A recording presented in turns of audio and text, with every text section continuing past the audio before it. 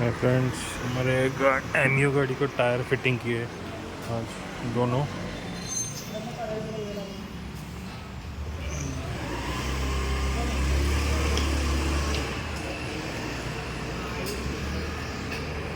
ये जूना टायर है, इसे ख़राब नहीं हुआ है, हमने चेंज किया है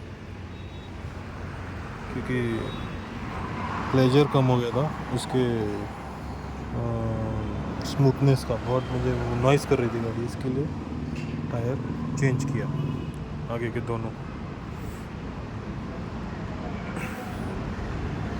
में यूज़ बहुत कम करते हैं, लेकिन जब भी चलाते हैं तो बहुत मजबूत चलाते हैं। ऑटोमेटिक है, डीजल है, तो ये पॉकेट रॉकेट है, ड्राइविंग के लिए मुझे क्लासी है।